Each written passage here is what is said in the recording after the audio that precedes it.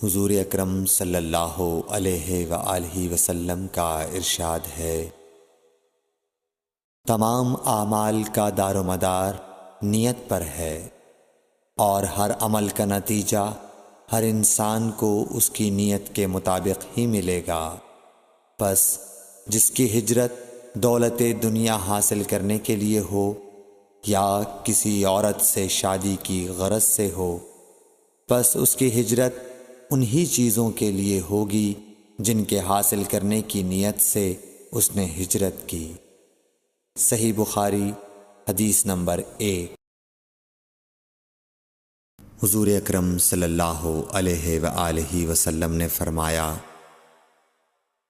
کہ وحی نازل ہوتے وقت کبھی مجھ کو گھنٹی کی سی آواز محسوس ہوتی ہے، اور وحی کی یہ کیفیت مجھ پر بہت شاق گزرتی ہے۔ جب یہ کیفیت ختم ہوتی ہے تو میرے دل و دماغ پر اس فرشتے کے ذریعے نازل شدہ وحی محفوظ ہو جاتی ہے، اور کسی وقت ایسا ہوتا ہے کہ فرشتہ بشکل انسان میرے پاس آتا ہے اور مجھ سے کلام کرتا ہے، پس میں اس کا کہا ہوا یاد رکھ لیتا ہوں۔ صحیح بخاری حدیث نمبر 2۔ حضرت صلی اللہ علیہ وآلہ وسلم پر وحی کا ابتدائی دور اچھے سچے پاکیزہ خوابوں سے شروع ہوا۔ آپ خواب میں جو کچھ دیکھتے وہ صبح کی روشنی کی طرح صحیح اور سچا ثابت ہوتا۔ پھر من جانب قدرت آپ تنہائی پسند ہو گئے، اور آپ نے غار حرا میں خلوت نشینی اختیار فرمائی، اور کئی دن اور رات وہاں مسلسل عبادت اور یاد الہی و ذکر میں مشغول رہنے لگے۔ جب تک گھر آنے کو دل نہ چاہتا توشہ ہمراہ لیے ہوئے وہاں رہتے۔ توشہ ختم ہونے پر ہی اہلیہ محترمہ حضرت خدیجہ رضی اللہ تعالی عنہا کے پاس تشریف لاتے، اور کچھ توشہ ہمراہ لے کر پھر وہاں جا کر خلوت گزین ہو جاتے۔ یہی طریقہ جاری رہا یہاں تک کہ آپ پر حق منکشف ہو گیا، اور آپ غار حرا ہی میں قیام پذیر تھے کہ اچانک حضرت جبرائیل علیہ السلام آپ کے پاس حاضر ہوئے اور کہنے لگے کہ اے محمد پڑھو۔ آپ فرماتے ہیں کہ میں نے کہا کہ میں پڑھنا نہیں جانتا۔ آپ صلی اللہ علیہ وسلم فرماتے ہیں کہ فرشتے نے مجھے پکڑ کر اتنے زور سے بھینچا کہ میری طاقت جواب دے گئی۔ پھر مجھے چھوڑ کر کہا پڑھو۔ میں نے پھر وہی جواب دیا کہ میں پڑھا ہوا نہیں ہوں۔ اس فرشتے نے مجھ کو نہایت ہی زور سے بھینچا کہ مجھ کو سخت تکلیف محسوس ہوئی۔ پھر اس نے کہا کہ پڑھ۔ میں نے کہا میں پڑھا ہوا نہیں ہوں۔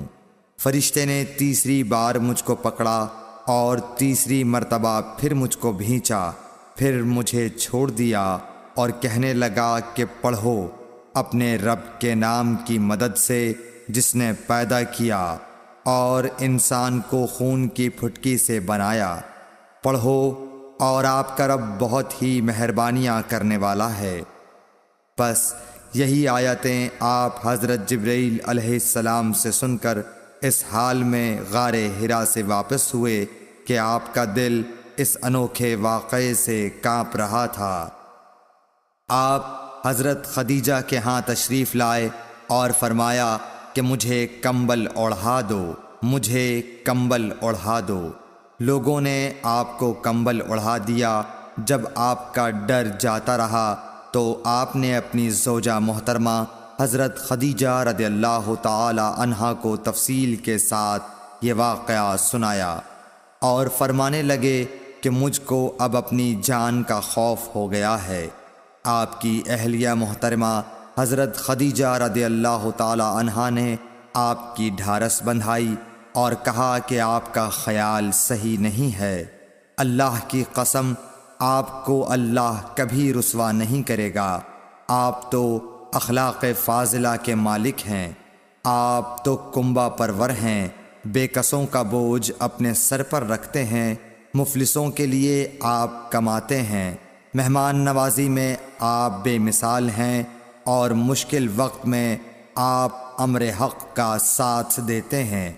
ایسے اوصاف حسنہ والا انسان یوں بے وقت ذلت و خواری کی موت نہیں پا سکتا۔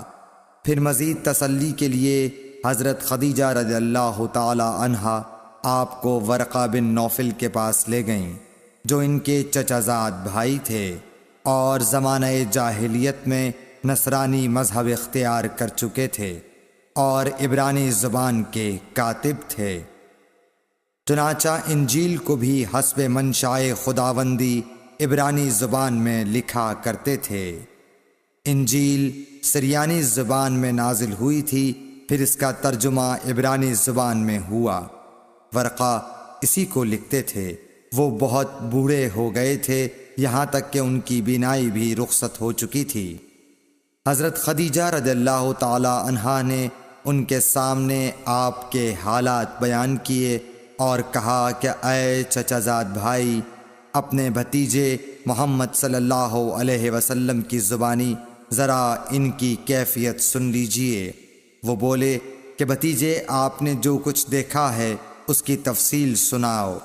چنانچہ آپ صلی اللہ علیہ وآلہ وسلم نے از اول تا آخر پورا واقعہ سنایا، جسے سن کر ورقہ بے اختیار ہو کر بول اٹھے کہ یہ تو وہی ناموس معزز رازدان فرشتہ ہے جسے اللہ نے حضرت موسیٰ علیہ السلام پر وحی دے کر بھیجا تھا۔ کاش میں آپ کے اس عہد نبوت کے شروع ہونے پر جواں عمر ہوتا، کاش میں اس وقت تک زندہ رہتا جب کہ آپ کی قوم آپ کو اس شہر سے نکال دے گی۔ رسول کریم صلی اللہ علیہ وآلہ وسلم نے یہ سن کر تعجب سے پوچھا کہ کیا وہ لوگ مجھ کو نکال دیں گے، حالانکہ میں تو ان میں صادق و امین و مقبول ہوں۔ ورقہ بولا، ہاں یہ سب کچھ سچ ہے، مگر جو شخص بھی آپ کی طرح امر حق لے کر آیا لوگ اس کے دشمن ہی ہو گئے ہیں۔ اگر مجھے آپ کی نبوت کا وہ زمانہ مل جائے تو میں آپ کی پوری مدد کروں گا، مگر ورقہ کچھ دنوں کے بعد انتقال کر گئے۔ پھر کچھ عرصے تک وحی کی آمد موقوف رہی۔ صحیح بخاری حدیث نمبر 3۔ حضور اکرم صلی اللہ علیہ وآلہ وسلم نے وحی کے رک جانے کے زمانے کے حالات بیان فرماتے ہوئے کہا کہ ایک روز میں چلا جا رہا تھا کہ اچانک میں نے آسمان کی طرف ایک آواز سنی اور میں نے اپنا سر آسمان کی طرف اٹھایا۔ کیا دیکھتا ہوں کہ وہی فرشتہ جو میرے پاس غار حرا میں آیا تھا وہ آسمان و زمین کے بیچ میں ایک کرسی پر بیٹھا ہوا ہے۔ میں اس سے ڈر گیا اور گھر آنے پر میں نے پھر کمبل اوڑھنے کی خواہش ظاہر کی۔ اس وقت اللہ پاک کی طرف سے یہ آیات نازل ہوئیں، اے لحاف اوڑھ کر لیٹنے والے، اٹھ کھڑا ہو اور لوگوں کو عذاب الہی سے ڈرا، اور اپنے رب کی بڑائی بیان کر، اور اپنے کپڑوں کو پاک صاف رکھ اور گندگی سے دور رہ۔ اس کے بعد وہی تیزی کے ساتھ پے در پے آنے لگی۔ صحیح بخاری حدیث نمبر 4۔ رسول اللہ صلی اللہ علیہ وآلہ وسلم نزول قرآن کے وقت بہت سختی محسوس فرمایا کرتے تھے، اور اس کی علامتوں میں سے ایک یہ تھی کہ یاد کرنے کے لیے آپ اپنے ہونٹوں کو ہلاتے تھے۔ ابن عباس رضی اللہ تعالی عنہ نے کہا، میں اپنے ہونٹوں کو ہلاتا ہوں جس طرح آپ ہلاتے تھے۔ سعید کہتے ہیں، میں بھی اپنے ہونٹ ہلاتا ہوں جس طرح ابن عباس رضی اللہ تعالی عنہ کو میں نے ہلاتے دیکھا۔ پھر انہوں نے اپنے ہونٹ ہلائے۔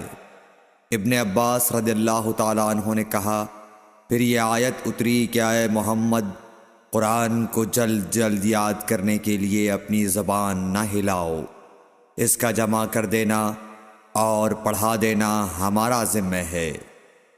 حضرت ابن عباس رضی اللہ تعالی عنہ کہتے ہیں، یعنی قرآن آپ صلی اللہ علیہ وآلہ وسلم کے دل میں جما دینا اور پڑھا دینا ہمارے ذمہ ہے۔ پھر جب ہم پڑھ چکے تو اس پڑھے ہوئے کی اتباع کرو۔ ابن عباس رضی اللہ تعالی عنہ فرماتے ہیں، اس کا مطلب یہ ہے آپ اس کو خاموشی کے ساتھ سنتے رہو، اس کے بعد مطلب سمجھا دینا ہمارے ذمہ ہے۔ پھر یقیناً یہ ہماری ذمہ داری ہے کہ آپ اس کو پڑھو، یعنی اس کو محفوظ کر سکو۔ چنانچہ اس کے بعد جب آپ کے پاس حضرت جبرائیل علیہ السلام وحی لے کر آتے تو آپ توجہ سے سنتے، جب وہ چلے جاتے تو رسول اللہ صلی اللہ علیہ وسلم اس وحی کو اس طرح پڑھتے جس طرح حضرت جبرائیل علیہ السلام نے اسے پڑھا تھا۔ صحیح بخاری حدیث نمبر 5۔ رسول اللہ صلی اللہ علیہ وآلہ وسلم سب لوگوں سے زیادہ جواد سخی تھے، اور رمضان میں دوسرے اوقات کے مقابلے میں جب جبرائیل علیہ السلام آپ صلی اللہ علیہ وآلہ وسلم سے ملتے بہت ہی زیادہ جود و کرم فرماتے۔ جبرائیل علیہ السلام رمضان کی ہر رات میں آپ صلی اللہ علیہ وآلہ وسلم سے ملاقات کرتے اور آپ کے ساتھ قرآن کا دورہ کرتے۔ غرض حضرت صلی اللہ علیہ وآلہ وسلم لوگوں کو بھلائی پہنچانے میں بارش لانے والی ہوا سے بھی زیادہ جود و کرم فرمایا کرتے تھے۔ صحیح بخاری حدیث نمبر 6۔ ہرقل شاہ روم نے قریش کے قافلے میں ایک آدمی بلانے کو بھیجا، اور اس وقت یہ لوگ تجارت کے لیے ملک شام گئے ہوئے تھے، اور یہ وہ زمانہ تھا جب رسول اللہ صلی اللہ علیہ وسلم نے قریش اور ابو سفیان سے ایک وقتی عہد کیا ہوا تھا۔ جب ابو سفیان اور دوسرے لوگ ہرقل کے پاس ایلیا پہنچے جہاں ہرقل نے دربار طلب کیا تھا، اس کے گرد روم کے بڑے بڑے لوگ، علماء، وزراء و امراء بیٹھے ہوئے تھے۔ ہرقل نے ان کو اور اپنے ترجمان کو بلوایا، پھر ان سے پوچھا کہ تم میں سے کون شخص مدعی رسالت کا زیادہ قریبی عزیز ہے؟ ابو سفیان کہتے ہیں کہ میں بول اٹھا کہ میں اس کا سب سے زیادہ قریبی رشتہ دار ہوں۔ یہ سن کر ہرقل نے حکم دیا کہ اس ابو سفیان کو میرے قریب لا کر بٹھاؤ اور اس کے ساتھیوں کو اس کی پیٹھ کے پیچھے بٹھا دو۔ پھر اپنے ترجمان سے کہا کہ ان لوگوں سے کہہ دو کہ میں ابو سفیان سے اس شخص یعنی محمد صلی اللہ علیہ وسلم کے حالات پوچھتا ہوں، اگر یہ مجھ سے کسی بات میں جھوٹ بول دے تو تم اس کا جھوٹ ظاہر کر دینا۔ ابو سفیان کا قول ہے کہ خدا کی قسم اگر مجھے یہ غیرت نہ آتی کہ یہ لوگ مجھ کو جھٹلائیں گے تو میں آپ صلی اللہ علیہ وسلم کی نسبت ضرور غلط گوئی سے کام لیتا۔ خیر، پہلی بات جو ہرقل نے مجھ سے پوچھی وہ یہ کہ اس شخص کا خاندان تم لوگوں میں کیسا ہے؟ میں نے کہا وہ تو بڑے اونچے عالی نسب والے ہیں۔ کہنے لگا اس سے پہلے بھی کسی نے تم لوگوں میں ایسی بات کہی تھی؟ میں نے کہا نہیں۔ کہنے لگا اچھا اس کے بڑوں میں کوئی بادشاہ ہوا ہے؟ میں نے کہا نہیں۔ پھر اس نے کہا بڑے لوگوں نے اس کی پیروی اختیار کی ہے یا کمزوروں نے؟ میں نے کہا نہیں، کمزوروں نے۔ پھر کہنے لگا اس کے تابعدار روز بڑھتے جاتے ہیں یا کوئی ساتھی پھر بھی جاتا ہے؟ میں نے کہا نہیں۔ کہنے لگا کیا اپنے اس دعوی نبوت سے پہلے کبھی کسی بھی موقع پر اس نے جھوٹ بولا ہے؟ میں نے کہا نہیں، اور اب ہماری اس سے صلح کی ایک مقررہ مدت ٹھہری ہوئی ہے، معلوم نہیں وہ اس میں کیا کرنے والا ہے۔ ابو سفیان کہتے ہیں میں اس بات کے سوا اور کوئی جھوٹ اس گفتگو میں شامل نہ کر سکا۔ ہرقل نے کہا کیا تمہاری اس سے کبھی لڑائی بھی ہوئی ہے؟ ہم نے کہا کہ ہاں۔ بولا پھر تمہاری اور اس کی جنگ کا کیا حال ہوتا ہے؟ میں نے کہا لڑائی ڈول کی طرح ہے، کبھی وہ ہم سے میدان جنگ جیت لیتے ہیں اور کبھی ہم ان سے جیت لیتے ہیں۔ ہرقل نے پوچھا وہ تمہیں کس بات کا حکم دیتا ہے؟ میں نے کہا وہ کہتا ہے کہ صرف ایک اللہ ہی کی عبادت کرو، اس کا کسی کو شریک نہ بناؤ، اور اپنے باپ دادا کی شرک کی باتیں چھوڑ دو، اور ہمیں نماز پڑھنے، سچ بولنے، پرہیزگاری اور صلہ رحمی کا حکم دیتا ہے۔ یہ سب سن کر پھر ہرقل نے اپنے ترجمان سے کہا کہ ابو سفیان سے کہہ دے کہ میں نے تم سے اس کا نسب پوچھا تو تم نے کہا کہ وہ ہم سے عالی نسب ہے، اور پیغمبر اپنی قوم میں عالی نسب ہی بھیجے جایا کرتے ہیں۔ میں نے تم سے پوچھا کہ دعویٰ نبوت کی یہ بات تمہارے اندر اس سے پہلے کسی اور نے بھی کہی تھی؟ تو تم نے جواب دیا کہ نہیں۔ تب میں نے اپنے دل میں کہا کہ اگر یہ بات اس سے پہلے کسی اور نے کہی ہوتی تو میں سمجھتا کہ اس شخص نے بھی اسی بات کی تقلید کی ہے جو پہلے کہی جا چکی ہے۔ میں نے تم سے پوچھا کہ اس کے بڑوں میں کوئی بادشاہ بھی گزرا ہے تو تم نے کہا کہ نہیں۔ تو میں نے دل میں کہا کہ ان کے بزرگوں میں سے کوئی بادشاہ ہوا ہوگا تو کہہ دوں گا کہ وہ شخص اس بہانے اپنے آباء و اجداد کی بادشاہت اور ان کا ملک دوبارہ حاصل کرنا چاہتا ہے۔ اور میں نے تم سے پوچھا کہ اس بات کے کہنے یعنی پیغمبری کا دعویٰ کرنے سے پہلے تم نے کبھی اس کو دروغ گوئی کا الزام لگایا ہے؟ تم نے کہا کہ نہیں۔ تو میں نے سمجھ لیا کہ جو شخص آدمیوں کے ساتھ دروغ گوئی سے بچے وہ اللہ کے بارے میں کیسے جھوٹی بات کہہ سکتا ہے۔ اور میں نے تم سے پوچھا کہ بڑے لوگ اس کے پیرو ہوتے ہیں یا کمزور آدمی؟ تم نے کہا کمزوروں نے اس کی اتباع کی ہے۔ تو دراصل یہی لوگ پیغمبروں کے متبعین ہوتے ہیں۔ اور میں نے تم سے پوچھا کہ اس کے ساتھی بڑھ رہے ہیں یا کم ہو رہے ہیں؟ تم نے کہا کہ وہ بڑھ رہے ہیں، اور ایمان کی کیفیت یہی ہوتی ہے حتیٰ کہ وہ کامل ہو جاتا ہے۔ اور میں نے تم سے پوچھا کہ آیا کوئی شخص اس کے دین سے ناخوش ہو کر مرتد بھی ہو جاتا ہے؟ تم نے کہا نہیں۔ تو ایمان کی خاصیت بھی یہی ہے، جن کے دلوں میں اس کی مسرت رچ بس جائے وہ اس سے لوٹا نہیں کرتے۔ اور میں نے تم سے پوچھا کہ آیا وہ کبھی عہد شکنی کرتے ہیں؟ تم نے کہا نہیں۔ پیغمبروں کا یہی حال ہوتا ہے، وہ عہد کی خلاف ورزی نہیں کرتے۔ اور میں نے تم سے کہا کہ وہ تم سے کس چیز کے لیے کہتے ہیں؟ تم نے کہا کہ وہ ہمیں حکم دیتے ہیں کہ اللہ کی عبادت کرو، اس کے ساتھ کسی کو شریک نہ ٹھہراؤ، اور تمہیں بتوں کی پرستش سے روکتے ہیں، سچ بولنے اور پرہیزگاری کا حکم دیتے ہیں۔ لہٰذا اگر یہ باتیں جو تم کہہ رہے ہو سچ ہیں تو ان قریب وہ اس جگہ کا مالک ہو جائے گا کہ جہاں میرے یہ دونوں پاؤں ہیں۔ مجھے معلوم تھا کہ وہ پیغمبر آنے والا ہے، مگر مجھے یہ معلوم نہیں تھا کہ وہ تمہارے اندر ہوگا۔ اگر میں جانتا کہ اس تک پہنچ سکوں گا تو اس سے ملنے کے لیے ہر تکلیف گوارا کرتا۔ اگر میں اس کے پاس ہوتا تو اس کے پاؤں دھوتا۔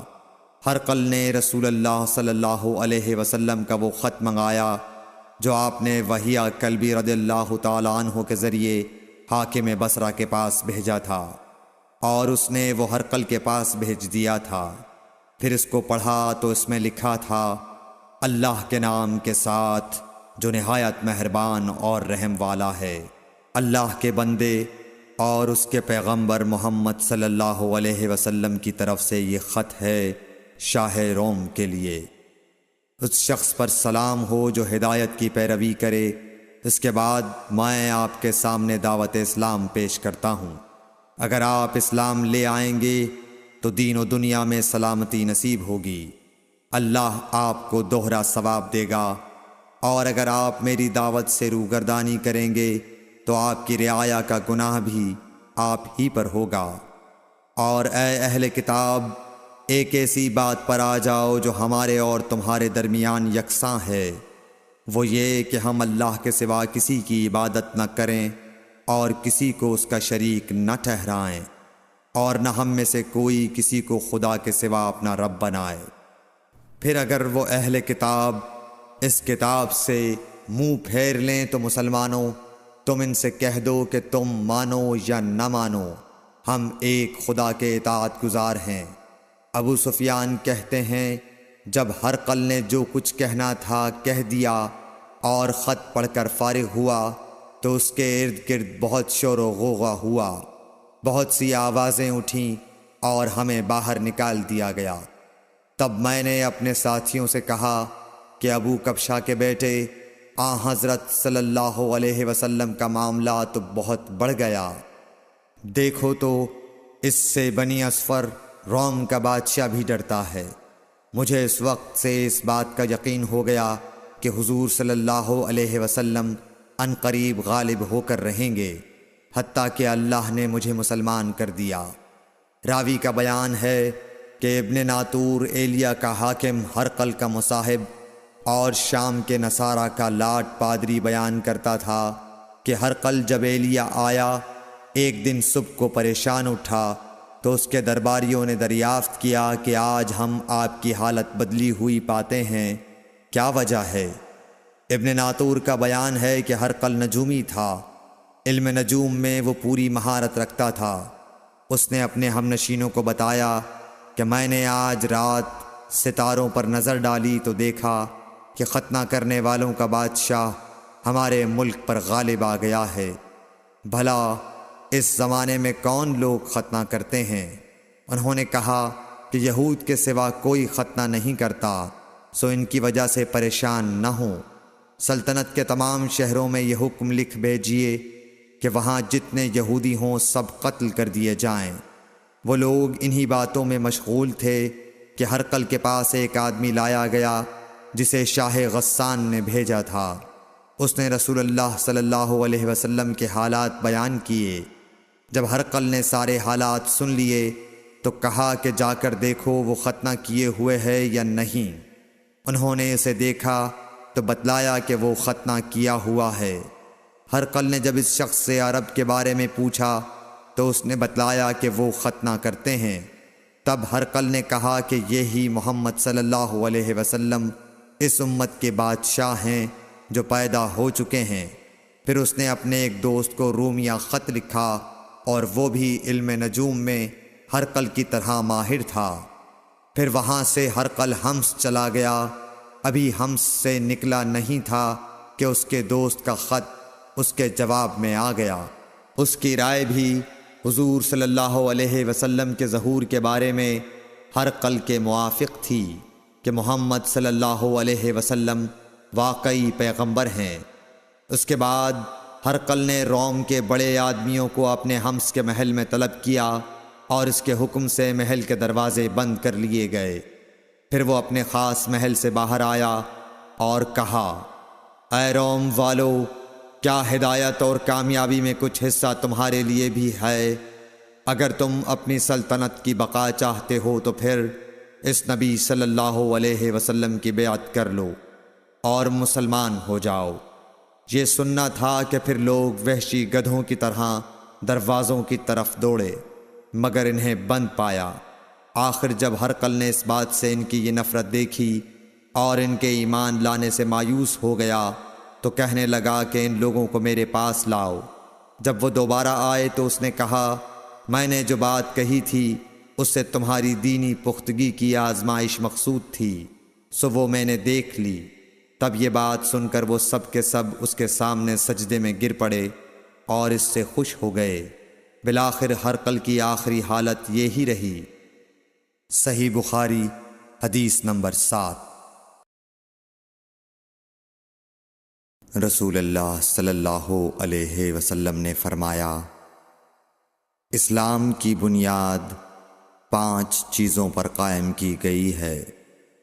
اول، گواہی دینا کہ اللہ کے سوا کوئی معبود نہیں اور بے شک حضرت محمد صلی اللہ علیہ وسلم اللہ کے سچے رسول ہیں، اور نماز قائم کرنا اور زکوٰۃ ادا کرنا اور حج کرنا اور رمضان کے روزے رکھنا۔ صحیح بخاری حدیث نمبر 8۔ نبی کریم صلی اللہ علیہ وآلہ وسلم نے فرمایا کہ ایمان کی 60 سے کچھ اوپر شاخیں ہیں، اور حیا شرم بھی ایمان کی ایک شاخ ہے۔ صحیح بخاری حدیث نمبر 9۔ حضرت محمد مصطفیٰ صلی اللہ علیہ وآلہ وسلم نے فرمایا، مسلمان وہ ہے جس کی زبان اور ہاتھ سے مسلمان بچے رہیں، اور مہاجر وہ ہے جو ان کاموں کو چھوڑ دے جن سے اللہ نے منع فرمایا۔ صحیح بخاری حدیث نمبر 10۔ لوگوں نے پوچھا، یا رسول اللہ، کون سا اسلام افضل ہے؟ تو نبی صلی اللہ علیہ وسلم نے فرمایا، وہ جس کے ماننے والے مسلمانوں کی زبان اور ہاتھ سے سارے مسلمان سلامتی میں رہیں۔ صحیح بخاری حدیث نمبر 11۔ ایک دن ایک آدمی نے حضرت صلی اللہ علیہ وسلم سے پوچھا کہ کون سا اسلام بہتر ہے؟ فرمایا، یہ کہ تم کھانا کھلاؤ اور جس کو پہچانو اس کو بھی اور جس کو نہ پہچانو اس کو بھی، الغرض سب کو سلام کرو۔ صحیح بخاری حدیث نمبر 12۔ حضور اکرم صلی اللہ علیہ وآلہ وسلم نے فرمایا، تم میں سے کوئی شخص ایماندار نہ ہوگا جب تک اپنے بھائی کے لیے وہ نہ چاہے جو اپنے نفس کے لیے چاہتا ہے۔ صحیح بخاری حدیث نمبر 13۔ رسول کریم صلی اللہ علیہ وسلم نے فرمایا، قسم ہے اس ذات کی جس کے ہاتھ میں میری جان ہے، تم میں سے کوئی بھی ایماندار نہ ہوگا جب تک میں اس کے والد اور اولاد سے بھی زیادہ اس کا محبوب نہ بن جاؤں۔ صحیح بخاری حدیث نمبر 14۔ حضرت صلی اللہ علیہ وسلم نے فرمایا، تم میں سے کوئی شخص ایماندار نہ ہوگا جب تک اس کے والد اور اس کی اولاد اور تمام لوگوں سے زیادہ اس کے دل میں میری محبت نہ ہو جائے۔ صحیح بخاری حدیث نمبر 15۔ نبی کریم صلی اللہ علیہ وآلہ وسلم نے فرمایا، 3 خصلتیں ایسی ہیں کہ جس میں یہ پیدا ہو جائیں اس نے ایمان کی مٹھاس کو پا لیا۔ اول یہ کہ اللہ اور اس کا رسول اس کے نزدیک سب سے زیادہ محبوب بن جائیں۔ دوسرے یہ کہ وہ کسی انسان سے محض اللہ کی رضا کے لیے محبت رکھے۔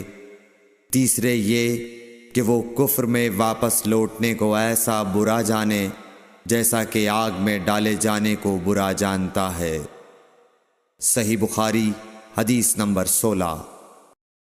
حضور اکرم صلی اللہ علیہ وآلہ وسلم نے فرمایا، انصار سے محبت رکھنا ایمان کی نشانی ہے، اور انصار سے کینہ رکھنا نفاق کی نشانی ہے۔ صحیح بخاری حدیث نمبر 17۔ رسول اللہ صلی اللہ علیہ وسلم نے اس وقت جب آپ کے گرد صحابہ کی ایک جماعت بیٹھی ہوئی تھی فرمایا کہ مجھ سے بیعت کرو اس بات پر کہ اللہ کے ساتھ کسی کو شریک نہ کرو گے، چوری نہ کرو گے، زنا نہ کرو گے، اپنی اولاد کو قتل نہ کرو گے، اور ناعمدن کسی پر کوئی ناحق بہتان باندھو گے، اور کسی بھی اچھی بات میں اللہ کی نافرمانی نہ کرو گے۔ جو کوئی تم میں اس عہد کو پورا کرے گا تو اس کا ثواب اللہ کے ذمے ہے، اور جو کوئی ان بری باتوں میں سے کسی کا ارتکاب کرے اور اسے دنیا میں اسلامی قانون کے تحت سزا دے دی گئی تو یہ سزا اس کے گناہوں کے لیے بدلہ ہو جائے گی، اور جو کوئی ان میں سے کسی بات میں مبتلا ہو گیا اور اللہ نے اس کے گناہ کو چھپا لیا تو پھر اس کا معاملہ اللہ کے حوالے ہے، اگر چاہے معاف کرے اور اگر چاہے سزا دے دے۔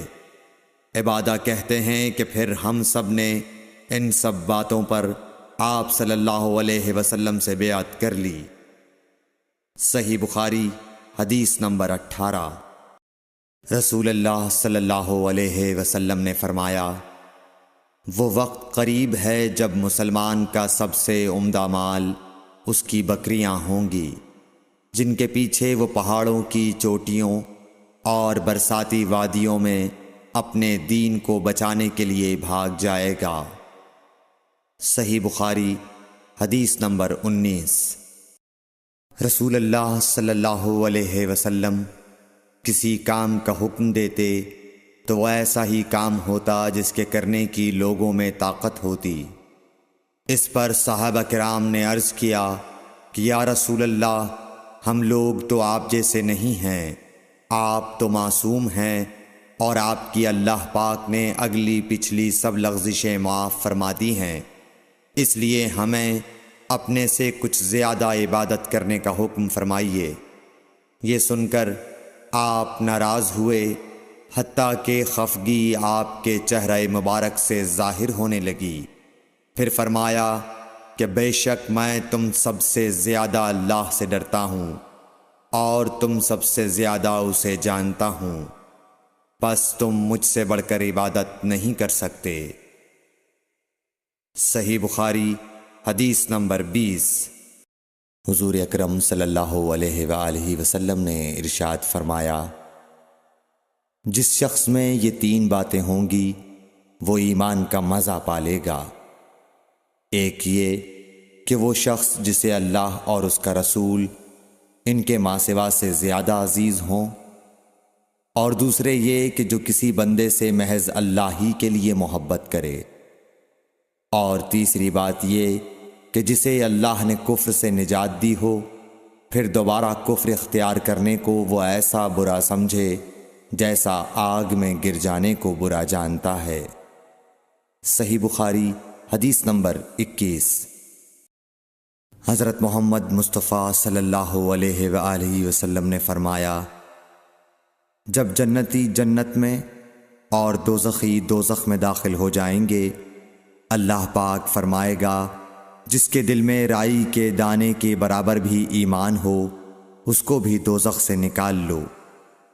تب ایسے لوگ دوزخ سے نکال لیے جائیں گے اور وہ جل کر کوئلے کی طرح سیاہ ہو چکے ہوں گے، پھر زندگی کی نہر میں یا بارش کے پانی میں ڈالے جائیں گے۔ اس وقت وہ دانے کی طرح اگائیں گے جس طرح ندی کے کنارے دانے اگاتے ہیں۔ کیا تم نے نہیں دیکھا کہ دانہ زردی مائل پیچ در پیچ نکلتا ہے؟ صحیح بخاری حدیث نمبر 22۔ حضور اکرم صلی اللہ علیہ وآلہ وسلم نے فرمایا، میں ایک وقت سو رہا تھا، میں نے خواب میں دیکھا کہ لوگ میرے سامنے پیش کیے جا رہے ہیں اور وہ کرتے پہنے ہوئے ہیں، کسی کا کرتا سینے تک ہے اور کسی کا اس سے نیچا ہے۔ پھر میرے سامنے عمر بن خطاب لائے گئے، ان کے بدن پر جو کرتا تھا اسے وہ گھسیٹ رہے تھے، یعنی ان کا کرتا زمین تک نیچا تھا۔ صحابہ رضی اللہ تعالی عنہ نے پوچھا کہ یا رسول اللہ، اس کی کیا تعبیر ہے؟ آپ نے فرمایا کہ اس سے دین مراد ہے۔ صحیح بخاری حدیث نمبر 23۔ ایک مرتبہ رسول کریم صلی اللہ علیہ وسلم ایک انصاری شخص کے پاس سے گزرے، اس حال میں کہ وہ اپنے ایک بھائی سے کہہ رہے تھے کہ تم اتنی شرم کیوں کرتے ہو؟ آپ نے اس انصاری سے فرمایا کہ اس کو اس کے حال پر رہنے دو، کیونکہ حیا بھی ایمان ہی کا ایک حصہ ہے۔ صحیح بخاری حدیث نمبر 24۔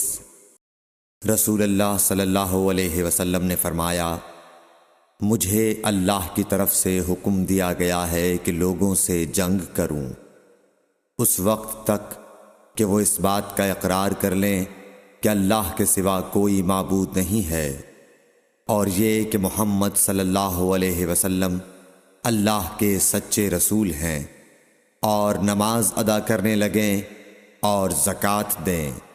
جس وقت وہ یہ کرنے لگیں گے تو مجھ سے اپنے جان و مال کو محفوظ کر لیں گے، سوائے اسلام کے حق کے۔ رہا ان کے دل کا حال تو ان کا حساب اللہ کے ذمہ ہے۔ صحیح بخاری حدیث نمبر 25۔ رسول اللہ صلی اللہ علیہ وسلم سے دریافت کیا گیا کہ کون سا عمل سب سے افضل ہے؟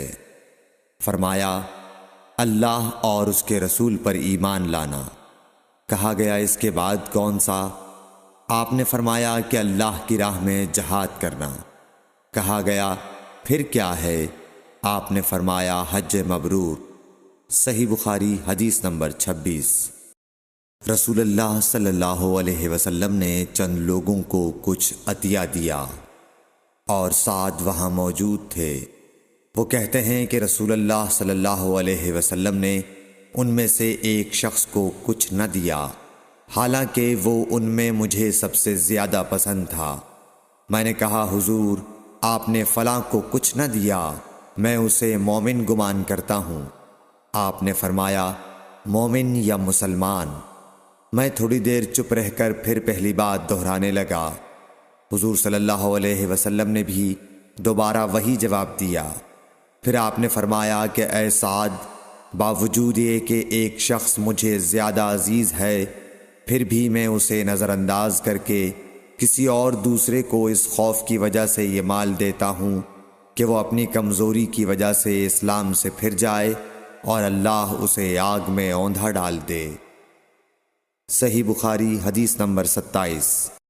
ایک آدمی نے رسول اللہ صلی اللہ علیہ وسلم سے پوچھا کون سا اسلام بہتر ہے؟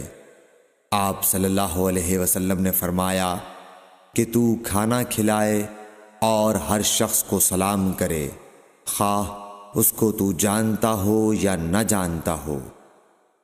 صحیح بخاری حدیث نمبر 28۔ حضرت صلی اللہ علیہ وسلم نے فرمایا مجھے دوزخ دکھلائی گئی تو اس میں زیادہ تر عورتیں تھیں جو کفر کرتی ہیں۔ کہا گیا حضور کیا وہ اللہ کے ساتھ کفر کرتی ہیں؟ آپ صلی اللہ علیہ وسلم نے فرمایا کہ خاوند کی ناشکری کرتی ہیں اور احسان کی ناشکری کرتی ہیں۔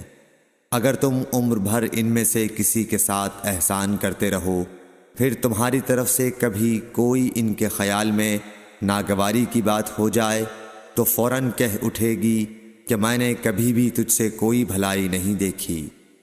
صحیح بخاری حدیث نمبر 29۔ حضرت صلی اللہ علیہ وآلہ وسلم فرماتے تھے جب دو مسلمان اپنی اپنی تلواریں لے کر بھڑ جائیں تو قاتل اور مقتول دونوں دوزخی ہیں۔ عرض کیا گیا یا رسول اللہ قاتل تو خیر ضرور دوزخی ہونا چاہیے، مقتول کیوں؟ فرمایا وہ بھی اپنے ساتھی کو مار ڈالنے کی حرص رکھتا تھا، موقع پاتا تو وہ اسے ضرور قتل کر دیتا، دل کے عزم صمیم پر وہ دوزخی ہوا۔ صحیح بخاری حدیث نمبر 30۔ ابو ذر ایک جوڑا پہنے ہوئے تھے اور ان کا غلام بھی جوڑا پہنے ہوئے تھا۔ سبب دریافت کیا گیا تو کہنے لگے کہ میں نے ایک شخص یعنی غلام کو برا بھلا کہا تھا اور اس کی ماں کی غیرت دلائی یعنی گالی دی، تو رسول اللہ صلی اللہ علیہ وسلم نے یہ معلوم کر کے مجھ سے فرمایا اے ابو ذر تو نے اسے ماں کے نام سے غیرت دلائی ہے، بے شک تجھ میں ابھی کچھ زمانہ جاہلیت کا اثر باقی ہے، یاد رکھو ماتحت لوگ تمہارے بھائی ہیں، اللہ نے اپنی کسی مصلحت کی بنا پر انہیں تمہارے قبضے میں دے رکھا ہے، تو جس کے ماتحت اس کا کوئی بھائی ہو تو اس کو بھی وہی کھلائے جو آپ کھاتا ہے، اور وہ کپڑا اسے پہنائے جو آپ پہنتا ہے، اور ان کو اتنے کام کی تکلیف نہ دو کہ ان کے لیے مشکل ہو جائے، اور اگر کوئی سخت کام ڈالو تو تم خود بھی ان کی مدد کرو۔ صحیح بخاری حدیث نمبر 31۔ جب سورہ انعام کی یہ آیت اتری، جو لوگ ایمان لائے اور انہوں نے اپنے ایمان میں گناہوں کی آمیزش نہیں کی، تو آپ صلی اللہ علیہ وسلم کے اصحاب نے کہا، یا رسول اللہ، یہ تو بہت ہی مشکل ہے، ہم میں کون ایسا ہے جس نے گناہ نہیں کیا؟ تب اللہ پاک نے سورہ لقمان کی یہ آیت اتاری کہ بے شک شرک بڑا ظلم ہے۔ صحیح بخاری حدیث نمبر 32۔ رسول اللہ صلی اللہ علیہ وآلہ وسلم نے فرمایا، منافق کی علامتیں 3 ہیں: جب بات کرے جھوٹ بولے، جب وعدہ کرے اس کے خلاف کرے، اور جب اس کو امین بنایا جائے تو خیانت کرے۔ صحیح بخاری حدیث نمبر 33۔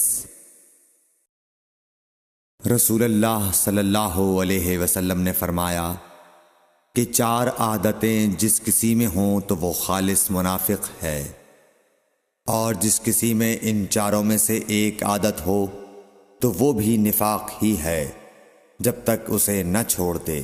وہ یہ ہیں: جب اسے امین بنایا جائے تو امانت میں خیانت کرے اور بات کرتے وقت جھوٹ بولے، اور جب کسی سے عہد کرے تو اسے پورا نہ کرے، اور جب کسی سے لڑے تو گالیوں پر اتر آئے۔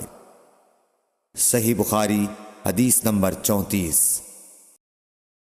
رسول اللہ صلی اللہ علیہ وسلم نے فرمایا، جو شخص شب قدر ایمان کے ساتھ محض ثواب آخرت کے لیے ذکر و عبادت میں گزارے، اس کے گزشتہ گناہ بخش دیے جاتے ہیں۔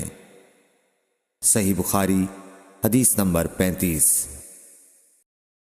رسول اللہ صلی اللہ علیہ وسلم نے فرمایا، جو شخص اللہ کی راہ میں جہاد کے لیے نکلا، اللہ اس کا ضامن ہو گیا۔ اللہ تعالیٰ فرماتا ہے، اس کو میری ذات پر یقین اور میرے پیغمبروں کی تصدیق نے اس سرفروشی کے لیے گھر سے نکالا ہے۔ میں اس بات کا ضامن ہوں کہ یا تو اس کو واپس کر دوں ثواب اور مال غنیمت کے ساتھ، یا شہید ہونے کے بعد جنت میں داخل کر دوں۔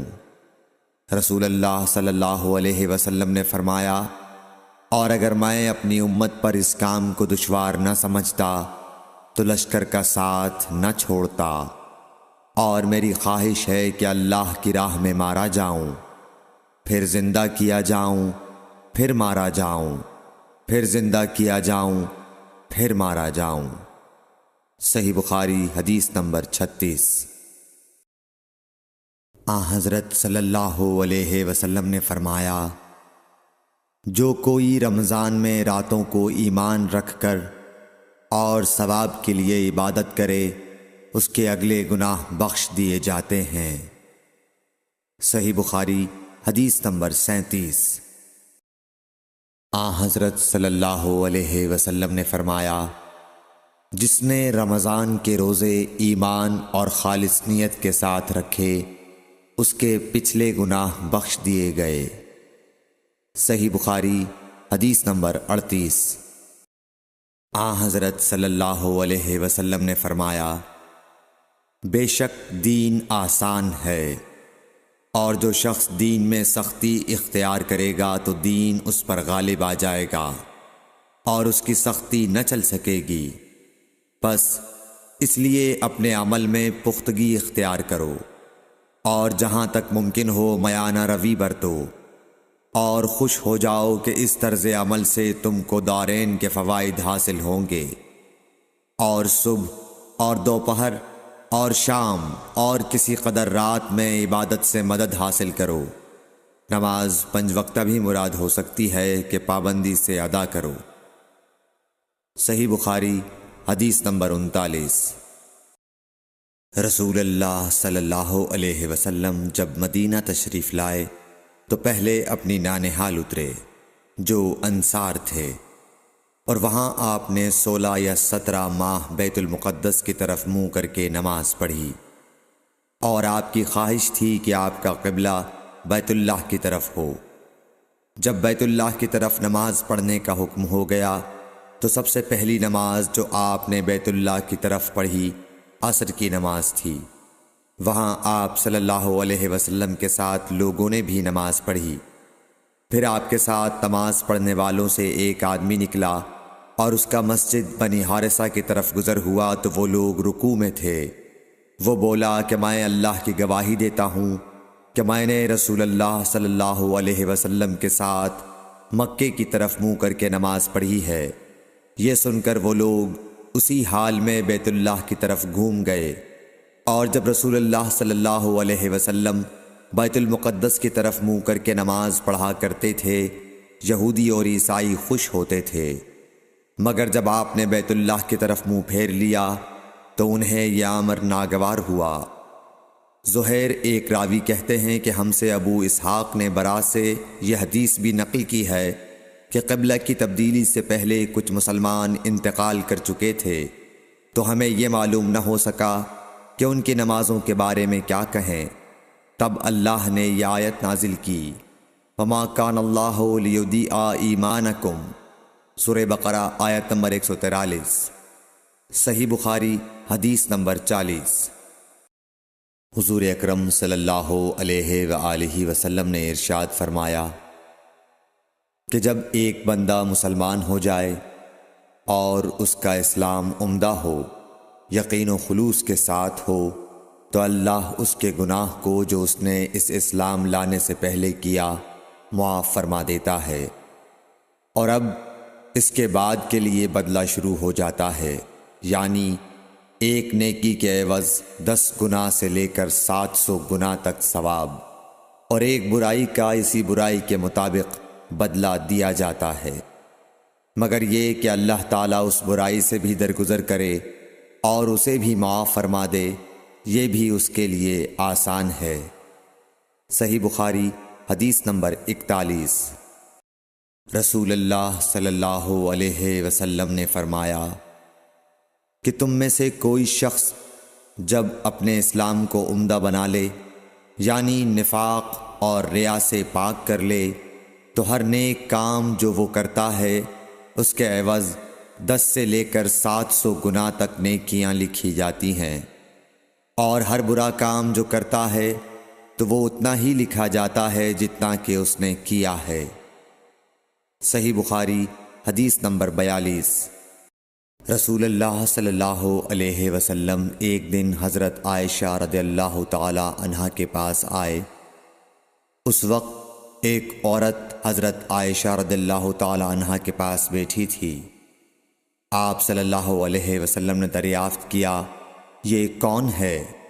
عرض کیا، فلاں عورت، اور اس کی نماز کے اشتیاق اور پابندی کا ذکر کیا۔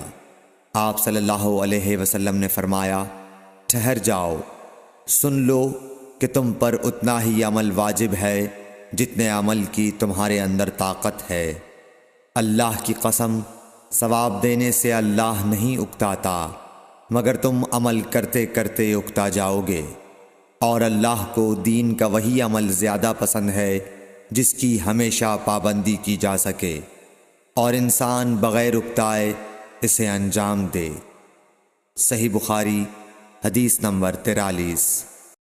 رسول اللہ صلی اللہ علیہ وسلم نے فرمایا، جس شخص نے لا الہ الا اللہ کہہ لیا اور اس کے دل میں جو برابر بھی ایمان ہے، تو وہ ایک نہ ایک دن دوزخ سے ضرور نکلے گا، اور دوزخ سے وہ شخص بھی ضرور نکلے گا جس نے کلمہ پڑھا اور اس کے دل میں گیہوں کے دانے برابر خیر ہے، اور دوزخ سے وہ بھی نکلے گا جس نے کلمہ پڑھا اور اس کے دل میں ایک ذرہ برابر بھی خیر ہے۔ صحیح بخاری حدیث نمبر 44۔ ایک یہودی نے حضرت عمر بن خطاب رضی اللہ تعالیٰ عنہ سے کہا کہ اے امیر المومنین، تمہاری کتاب قرآن میں ایک آیت ہے جسے تم پڑھتے ہو، اگر وہ ہم یہودیوں پر نازل ہوتی تو ہم اس کے نزول کے دن کو یوم عید بنا لیتے۔ آپ نے پوچھا وہ کون سی آیت ہے؟ اس نے جواب دیا، سورہ مائدہ کی یہ آیت کہ آج میں نے تمہارے دین کو مکمل کر دیا اور اپنی نعمت تم پر تمام کر دی اور تمہارے لیے دین اسلام پسند کیا۔ حضرت عمر رضی اللہ تعالی عنہ نے فرمایا کہ ہم اس دن اور اس مقام کو خوب جانتے ہیں۔ جب یہ آیت رسول اللہ صلی اللہ علیہ وسلم پر نازل ہوئی، اس وقت آپ صلی اللہ علیہ وسلم عرفات میں جمعے کے دن کھڑے ہوئے تھے۔ صحیح بخاری حدیث نمبر 45۔ طلحہ بن عبید اللہ کہتے تھے کہ نجد والوں میں سے ایک شخص حضرت صلی اللہ علیہ وسلم کے پاس آیا، سر پریشان یعنی بال بکھرے ہوئے تھے۔ ہم اس کی آواز کی بن بناہٹ سنتے تھے اور ہم سمجھ نہیں پا رہے تھے کہ وہ کیا کہہ رہا ہے، یہاں تک کہ وہ نزدیک آن پہنچا جب معلوم ہوا کہ وہ اسلام کے بارے میں پوچھ رہا ہے۔ حضرت صلی اللہ علیہ وسلم نے فرمایا کہ اسلام دن رات میں 5 نمازیں پڑھنا ہے۔ اس نے کہا بس اس کے سوا تو اور کوئی نماز مجھ پر نہیں۔ آپ نے فرمایا نہیں، مگر تو نفل پڑھے تو اور بات ہے۔ حضرت صلی اللہ علیہ وسلم نے فرمایا اور رمضان کے روزے رکھنا۔ اس نے کہا اور تو کوئی روزہ مجھ پر نہیں ہے۔ آپ نے فرمایا نہیں، مگر تو نفل روزے رکھے تو اور بات ہے۔ طلحہ نے کہا اور حضرت صلی اللہ علیہ وسلم نے اس زکوٰۃ کا بیان کیا۔ وہ کہنے لگا کہ بس اور کوئی صدقہ مجھ پر نہیں ہے۔ آپ نے فرمایا نہیں، مگر یہ کہ تو نفل صدقہ دے تو اور بات ہے۔ پھر وہ شخص پیٹھ موڑ کر چلا گیا، یوں کہتا جاتا تھا قسم خدا کی میں نہ اس سے بڑھاؤں گا نہ گھٹاؤں گا۔ حضرت صلی اللہ علیہ وسلم نے فرمایا اگر یہ سچا ہے تو اپنی مراد کو پہنچ گیا۔ صحیح بخاری حدیث نمبر 46۔ حضرت صلی اللہ علیہ وسلم نے فرمایا جو کوئی ایمان رکھ کر اور ثواب کی نیت سے کسی مسلمان کے جنازے کے ساتھ جائے اور نماز اور دفن سے فراغت ہونے تک اس کے ساتھ رہے تو وہ 2 قیرات ثواب لے کر لوٹے گا۔ ہر قیرات اتنا بڑا ہوگا جیسے احد کا پہاڑ۔ اور جو شخص جنازے پر نماز پڑھ کر دفن سے پہلے لوٹ جائے تو وہ 1 قیرات ثواب لے کر لوٹے گا۔ صحیح بخاری حدیث نمبر 47۔ حضرت صلی اللہ علیہ وسلم نے فرمایا کہ مسلمان کو گالی دینے سے آدمی فاسق ہو جاتا ہے اور مسلمان سے لڑنا کفر ہے۔ صحیح بخاری حدیث نمبر 48۔ حضرت صلی اللہ علیہ وسلم اپنے حجرے سے نکلے، لوگوں کو شب قدر بتانا چاہتے تھے وہ کون سی رات ہے۔ اتنے میں 2 مسلمان آپس میں لڑ پڑے۔ آپ صلی اللہ علیہ وسلم نے فرمایا میں تو اس لیے باہر نکلا تھا کہ تم کو شب قدر بتلاؤں، اور فلاں فلاں آدمی لڑ پڑے تو وہ میرے دل سے اٹھا لی گئی، اور شاید اسی میں کچھ تمہاری بہتری ہو، تو اب ایسا کرو کہ شب قدر کو رمضان کی 27ویں، 29ویں اور 25ویں رات میں ڈھونڈا کرو۔ صحیح بخاری حدیث نمبر 49۔ ایک دن حضرت صلی اللہ علیہ وسلم لوگوں میں تشریف فرما تھے کہ آپ کے پاس ایک شخص آیا اور پوچھنے لگا کہ ایمان کسے کہتے ہیں۔ آپ صلی اللہ علیہ وسلم نے فرمایا کہ ایمان یہ ہے کہ تم اللہ پاک کے وجود اور اس کی وحدانیت پر ایمان لاؤ، اور اس کے فرشتوں کے وجود پر، اور اس اللہ کی ملاقات کے برحق ہونے پر، اور اس کے رسولوں کے برحق ہونے پر، اور مرنے کے بعد دوبارہ اٹھنے پر ایمان لاؤ۔ پھر اس نے پوچھا کہ اسلام کیا ہے؟ آپ صلی اللہ علیہ وسلم نے پھر جواب دیا کہ اسلام یہ ہے کہ تم خالص اللہ کی عبادت کرو اور اس کے ساتھ کسی کو شریک نہ بناؤ، اور نماز قائم کرو، اور زکوٰۃ فرض ادا کرو، اور رمضان کے روزے رکھو۔ پھر اس نے احسان کے متعلق پوچھا۔ آپ صلی اللہ علیہ وسلم نے فرمایا احسان یہ ہے کہ تم اللہ کی عبادت اس طرح کرو گویا تم اسے دیکھ رہے ہو۔ اگر یہ درجہ نہ حاصل ہو تو پھر یہ تو سمجھو کہ وہ تم کو دیکھ رہا ہے۔ پھر اس نے پوچھا کہ قیامت کب آئے گی؟